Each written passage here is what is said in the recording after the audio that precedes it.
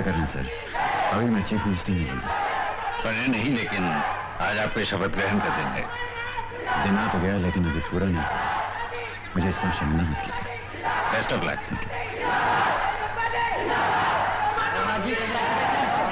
अरे भूषण जी, क्या तमाशा लगा रखा आप लोग? चलिए चलिए अंदर चलिए।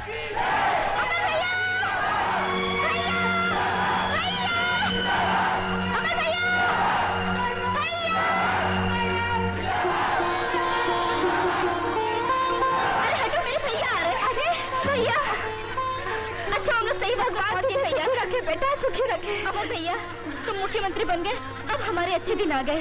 अब न कोई गरीब रहेगा और न गरीबी। बस मौसी, आशीर्वाद दो कि मैं अपने काम में सफल हो सकूं। भगवान मुझे कामयाबी दे बेटा। जीते रहो बेटा, जीते रहो।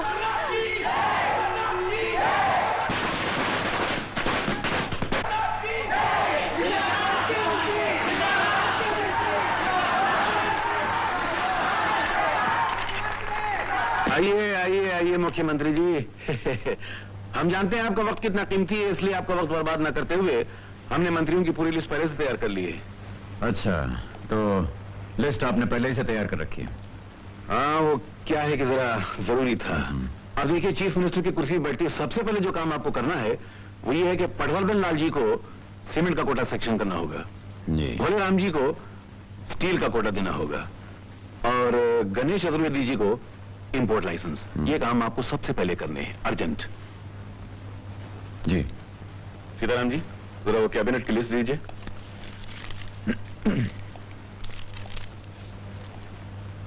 क्यों, कैसा लगा हमारा सिलेक्शन? एक मिनट जरा देख तो लूं। मिस्टर विश्वनाथ। कौन? अच्छा, ये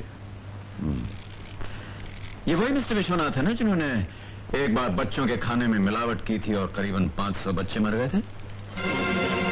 उनको बनाया है फूड मिनिस्टर, खाद्य मंत्री। बहुत अच्छे। हमारी रियासत में आपसे ज्यादा लायक इंसान खाने का इंचार्ज और कौन हो सकता है? Very good, very good, excellent. Mister Saraswati Prasad. हाँ, जिनको भाषा की एबीसी नहीं आती, अंगूठा लगाकर काम चलाते रहे, ऐसे होशियार इंसान को एजुकेशन मिनिस्टर, शिक्षा मंत्री। हाँ। ये कौन साहब है? मिस्टर कमलेश्वर राव। हाँ, आप जिन्होंने सारी जिंदगी नकली नोट छापने का धंधा किया है, असली नोटों को तो कभी देखा ही नहीं। आप जैसे फरिश्ते को फाइनेंस मिनिस्ट्री का पोर्टफोलियो दिया गया है। सुभान अल्लाह, सुभान अल्लाह। और विक्टर जयराज, जिनके पास अनिल राज जैसा गुंडा था और जो खुद न जाने कितने कत्लेआम, कितने खून करवा चुके हैं, ऐसे जमाने के हमदर्द को लॉ मिनिस्टर बनाया गया है, यानी कानून मंत्री की कुर्सी से नवाजा गया। वाह जनाब बी पति साहब, सारी जिंदगी जो ब्लैक मार्केटिंग करते रहे, गैर कानूनी शराब बनाते रहे, गुंडागर्दी जिनका पेशा रहा है, ऐसे भगवान के अवतार को एक्साइज मिनिस्टर बनाया गया है।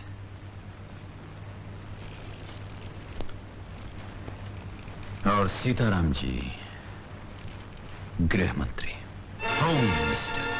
अपने मुबारक हाथों से जिसने अपने दामाद का घर बर्बाद करके रख दिया, अपनी बेटी का संसार उजाड़ दिया, वो होम मिनिस्टर। और क्यों नहीं, घर उजाड़ने की जिसे पूरी मालूमात हो, उससे अच्छा गृह मंत्री कौन हो सकता है? और अमरनाथ, जो पुलिस की बाइज्जत नौकरी छोड़कर फर्ज और इंसाफ को भुलाकर सियासत के मैदान में कूद पड़ा, वो चीफ मिनिस्टर, मुख्यमंत्री। खुद के घर को तो सुखी रख नहीं सका, राष्ट्र को सुखी बनाने निकला है। वाह शंकर नारायण जी, बहुत अच्छे। आपके दिमाग की तो वाकई दाद देनी चाहिए।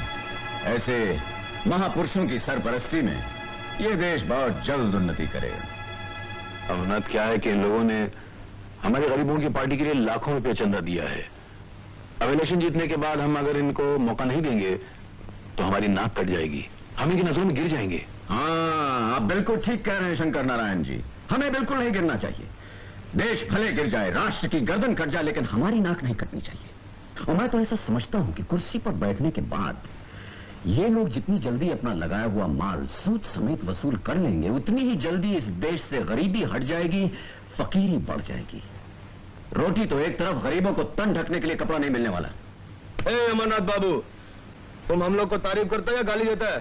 कान खोलकर सुन लो, अगर गाली देता है तो अपन तुम्हारा चलन कर डालेगा। हाँ? मुख्यमंत्री है तो क्या हुआ? नहीं मिस्टर भूपति, मैं आप सब लोगों को ये सब करने का मौका नहीं दूंगा, बल्कि मैं आपको और आपके तमाम साथियों को देश के साथ की गई बेशुमार वफादारियों का इनाम दूंगा। और वो इनाम है ये क्या है? ये वही है जो तुम्हें दिखाई दे रहा है शंकर नारायण। मगर इसे यहाँ क्यों लाए हो? अब अपने पिता स्वामी शंकर नारायण को डराने के लिए? वो तो मेरे बेटे जैसे हो ना। चुप उठे मगरमच्छ, यह आंसुओं का नाटक बहुत पुराना हो चुका है, बंद करो इसे। अमर बेटा, मेरी तो सुन, मैं तेरा ससुर हूँ। ससुर? आप ही ने मुझे सिखाया था ना कि सियासत की दुनिया में कोई किसी का रिश्तेदार नहीं होता। यहां तक इंसान खुद अपना नहीं बल्कि सिर्फ कुर्सी का होता है, यही सिखाया था ना आपने। खबरदार! अगर तुमने से किसी ने अपनी जगह से हिलने की कोशिश की तो तुम्हारे टुकड़ों को सूखे पत्तों की तरह हवा में उड़ा देगा। बैठ जाओ। हाँ तो ससुर जी, तुम्हें और शंकर नारायण को तो मैं उसी दिन खत्म कर देना चाहता था जिस दिन तुम दोनों ने मुझे अपने साथ मिलने की धमकी दी थी। 4 घंटे की मोहलत दी थी, याद है? वो 4 घंटे मेरी जिंदगी में 4 सदियों की तरह गुजरे। हाँ शंकर नारायण, मैं तो उसी दिन तुम दोनों को खत्म कर देना चाहता था, लेकिन फिर मैंने सोचा कि सिर्फ तुम दोनों को मार के इस धरती से जुर्म और पाप खत्म नहीं होगा।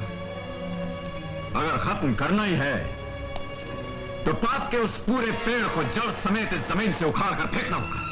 और आज वो जुर्म का पेड़ जड़, टहनियों और पत्तों समेत मेरे सामने मौजूद है। अरे इस पेड़ की होली मैं आज जला के रहूंगा। नहीं अमर, नहीं, प्लीज। अरे अमर भाई, अरे भाई अपने को मंत्री नहीं बनेगा भाई।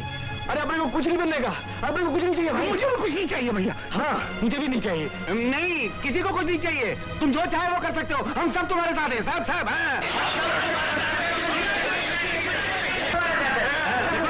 सब तुम्हारे साथ है। जो मन में ऐसे करो, करो प्लीज। अच्छा, अपनी जिंदगी पर मौत की परछाई पड़ने लगी तो शतरंज की चाल भूलकर मेरी चाल चलने पर तैयार हो गए। अब पता चला जिंदगी कितनी प्यारी होती है। अनिल राज के जरिए तो तुमने लाखों बेगुनाहों को मौत के घाट उतार दिया, लेकिन उस वक्त तुमने कभी यह सोचा कि सियासत की बेदी पर जिन गरीब बेगुनाहों की बलि तुम चाह रहे हो उन्हें भी उनकी जान प्यारी है? उस समय तुम्हें कभी किसी पर रहम आया, किसी से हमदर्दी जताई? अमर, ये तो सोचो कि हमें मारकर तुम खुद भी नहीं जी सकोगे। हमें मारकर तुम खुद भी फांसी के तहत उतर जाओगे। शंकर नारायण, मैंने तो कफन की तैयारी उसी दिन कर ली थी जिस दिन मैंने